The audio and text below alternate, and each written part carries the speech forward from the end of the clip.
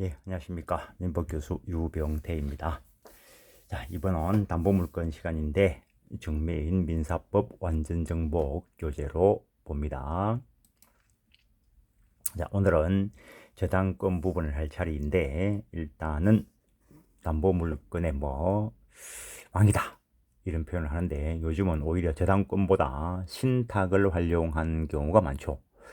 금액이 크면 클수록 신탁 제도를 활용을 하고 있습니다. 어쨌든 저당권 보시면은 저당권은 채무자 또는 제3자가 목적 부동산 점유를 채권자에게 이전하지 않고 채무 변제하지 않을 때 채권자가 담보로 제공한 부동산 기타 목적물에 대하여 우선 변제를 받을 권리를 가지는 담보물건을 저당권이다 라고 이름을 붙여놨습니다.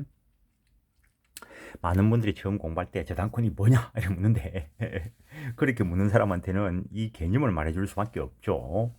일단 점유조차 없고 관념상으로만 존재하기 때문에 그런 의문을 가지시는 것 같은데 어쨌든 저당권이 설정되더라도 저당권자인 채권자가 점유를 하지 않기 때문에 저당 목적물에 대한 점유 및 사용 수익은 저당권자에게 있지 않고 여전히 저당권 설정자인 소유자에게 있다는 점에서 저당권은 그 저당 목적물의 교환 가치로부터 우선 변제를 받는 전형적인 가치권이다 이렇게 평가를 합니다. 그러면서 근대적 저당권의 특질과 우리나라 저당권을 비교를 하는데 이때 이 근대적 저당권이다라고 표현하는 것은 오늘날 독일의 저당권을 두고 하는 말입니다. 일단 저당권자가 점유조차 가지지 않고 등기부에 기록만으로 그 흔적을 찾을 수 있기 때문에 공시의 원칙이 관철되어야 한다 이런 표현을 씁니다. 즉 저당권의 존재는 반드시 등기 등록에 의해서 공개적으로 전시되어야 한다는 원칙이다 라고 이야기합니다. 저당권은 점유를 수반하지 않기 때문에 등기 없이 저당권의 대시적 효력을 인정하게 되려면 거래 안전을 해칠 염려가 있기 때문에 반드시 공시해야 된다. 공시 원칙을 관철시켜야 한다. 그런 이야기를 하는 겁니다. 다만 극히 제한적으로 이 공시 원칙에 대한 예외가 있는데 이게 법정저당권의 경우에는 등기부에 저당권이라고 기재가 되지 않고 일정한 요건하에 압류를 하면은 임대차와 관련돼서 조문에 있습니다. 압류를 하면은 저당권의 효력을 인정한다. 좀 이따 조문을 확인하게 될 것이고, 그 다음에 일반 저당권의 성질이 있는 국세 및 공과금에 우선권이 있다라는 거. 그 다음에 특정의 원칙.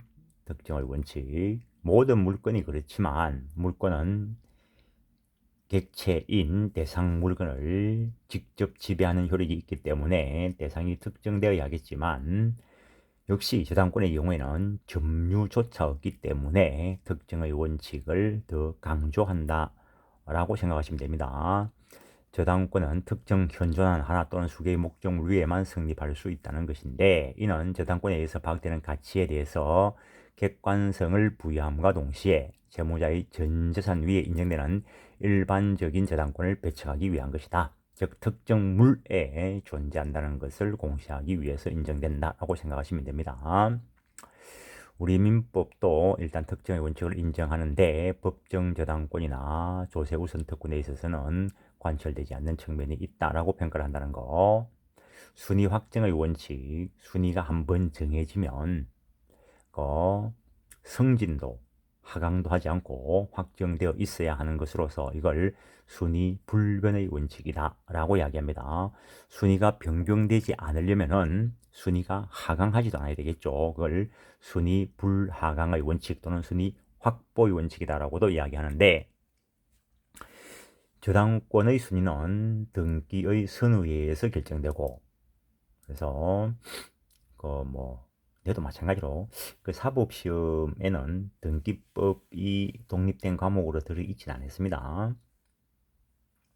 등기법이 독립된 과목으로 인정되고 등기법 교재가 오늘날처럼 서점에 많이 꽂혀 있는 이유는 법무사 시험 제도가 생기고 나서부터입니다. 법무사 시험 제도가 생기기 전에는 독립된 등기법 책은 곽윤직 교수님 책뿐이었습니다. 그냥. 근데 법무사 시험 제도가 생기면서 등기법이 독립된 시험 과목으로 들어가면서 등기법이 독자적으로 이제 좀 뭐 책도 펼쳐지고 연관삼도 나오고 그랬습니다. 그래서 저당권이 이해되려고 하면은 등기를 좀 알아야 뭐 이해하기 쉬운데, 왜냐면은 뭐 점유조차 없기 때문에 머릿속으로만 막연히 상상을 한다는 거죠. 근데 등기부를 보면은 이게 왜 공시되어야 한다라는 것들이 느껴지기 때문에 등기법이 좀 공부되면 좋은데, 그래서 저당권 파트에서 저 뒤쪽에 등기도 한다라고 목차를 잡아놨죠. 그래서 저당권의 순위는 등기의 선호에 의해서 결정되고, 먼저 등기된 저당권은 후에 등기된 저당권에 의해서 순위가 내려가지 않는다라는 것을 말하고, 우리 민법도 이걸 그대로 인정하고 있다는 거. 다음에 순위 불성립의 원칙, 순위가 변경되지 않으려고 하면은 하강도 안 해야 되지만 승진도 안 해야 된다는 겁니다.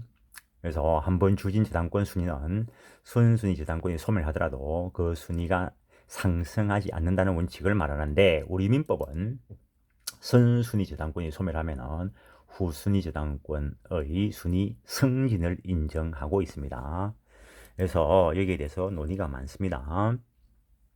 또 등기가 머릿속에 들어 있어야 되는데, A가 부동산 소유자이고 소유권 등기는 갑구에 합니다. 을구에 1순위로 B가 저당권 등기를 설정을 했습니다.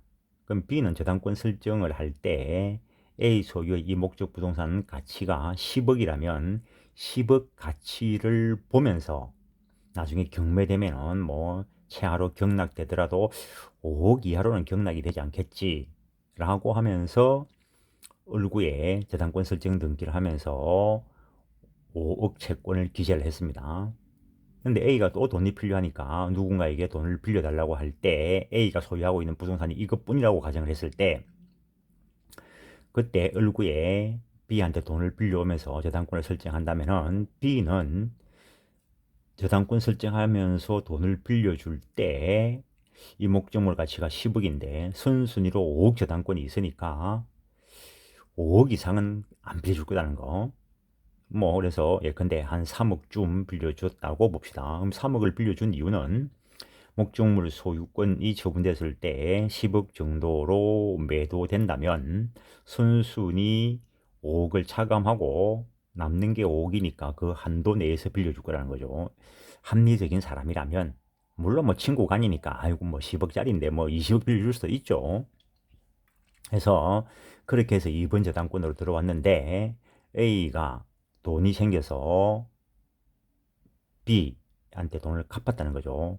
그럼 B한테 돈을 갚으면 B는 채권을 가지고 있지 않기 때문에 저당권 등기를 말소하지 않더라도 그 저당권은 소멸된 겁니다. 근데 어쨌든 말소까지 했다고 봅시다. 그랬을 때 이 C가 2번 저당권으로 있는 경우하고 1번 저당권으로 순위 승진하는 경우에 있어서 C의 저당권 힘의 차이가 생깁니다.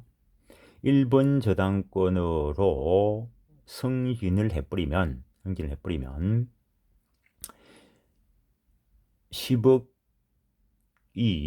매도에 의해서 10억을 뭐 하던, 경락에 의해서 어쨌든 10억을 하던 최선순위로 일단 C가 배당을 받아간다는 겁니다. A는 다른 사람 XYZ 여러 사람한테 또 돈을 빌려 쓸 수도 있죠. 그러면 그 사람들은 C보다 후순위로 일반 채권자로서 뭐 압류를 하든지 해서 배당 참가해서 배당을 받아갈 수 있다는 겁니다. 그래서 우리 민법은 그렇게 순위 승리를 인정하는데, 독일의 경우에는 순위 승리를 인정하지 않고 그냥 2번 저당권은 2번 저당권 그대로 둔다는 겁니다. 그러면 앞에 있는 5억 금액에 대해서는 일반 채권자들에게 안분 받아갈 수 있는 기회를 주는 겁니다.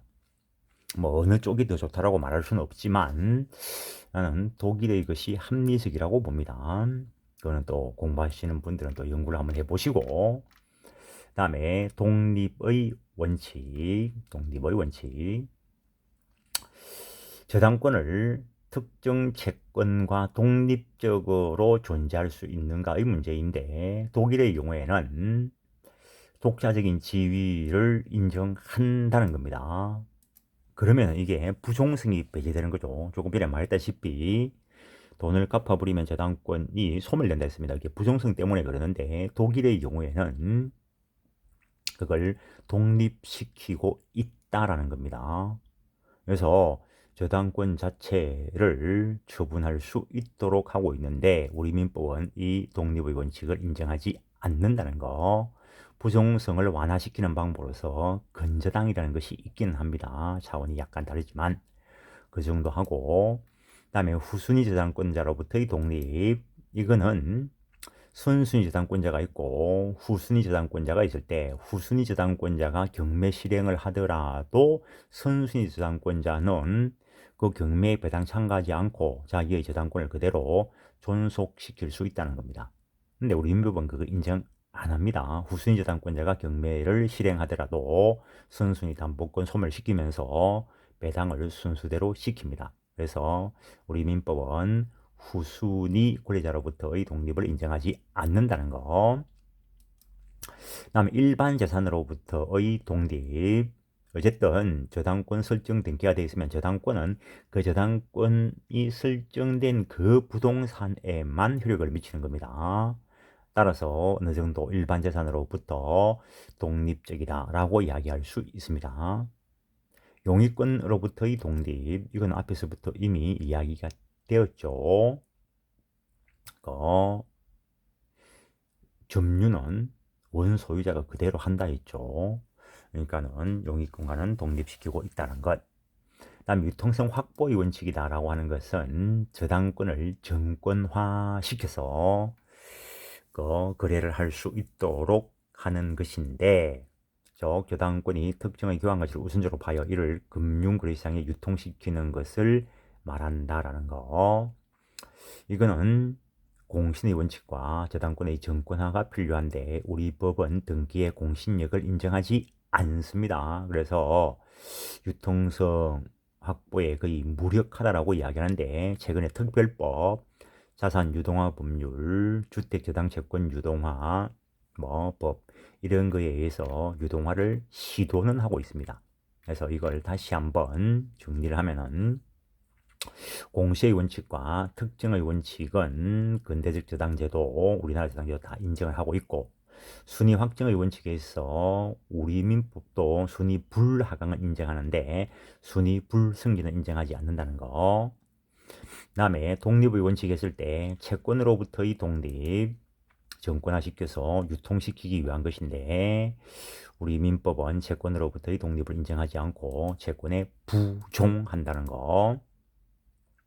그다음에 독일의 경우에는 후순위 저당권에 대해서 독립을 인정하는데 우리 민법은 부정한다 했고, 채무자 일반 재산에 비해서 독립적인가? 일단 원칙은 독립적인데 일반 재산에 영향을 미칠 수 있는 여지가 있습니다. 그래서 앞에서 부분적으로 독립성을 인정한다, 그런 표현을 한 것이고, 이용권으로부터의 독립성은 인정되고, 유통성 확보와 관련돼서 저당권을 정권화시켜서 유통성을 인정하는 것이 근대적 저당제도의 특질이다라고 할 수 있는데, 우리나라 민법상 저당권은 채권의 독립성을 원칙적으로 부정하고, 그래서 민법상으로는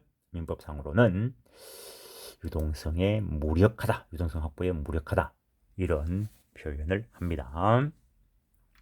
저당권의 성질, 기본적으로 물권이다. 그래서 이거는 물권법 수론에서 이야기됐던 걸 저당권에 넣어서 한번 읽어보는 겁니다. 대상을 직접 지배하는 지배권이다. 어쨌든 민법의 서로 기본 물권이라면 점유권과 소유권을 말하는데, 점유권, 목적물 자체를 직접 지배하는 점유, 관념상 지배하는 준점유, 이런 개념을 인정하고 있습니다. 그래서 저당권도 일단 지배성의 성질을 가지고 있고, 물권으로서 누구에게라도 효력을 누릴 수 있는, 주장할 수 있는 절대권이 있고, 그래서 강한 양도성이 보장된다라는 거. 근데 저당권은 머릿속에나 존재하는 겁니다. 눈에 보이는 게 아니죠. 그런데 눈에 안 보이는 거는 권리는 당연히 안 보이게 되어 있습니다. 근데 저당권과 관련돼서 점유가 없기 때문에 강조하는 거다라고 생각하면 됩니다.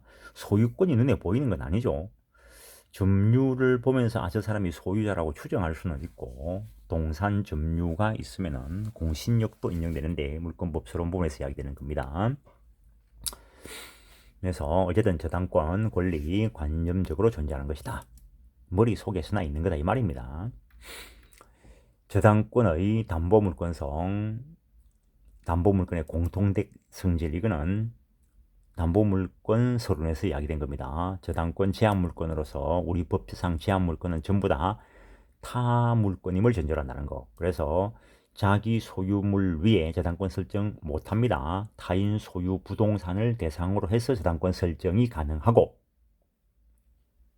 다만 저당권자가 원칙적으로 소유권 취득하면 혼동이라는 법리에 의해서 제한물권인 저당권이 소멸되는 것이 원칙입니다.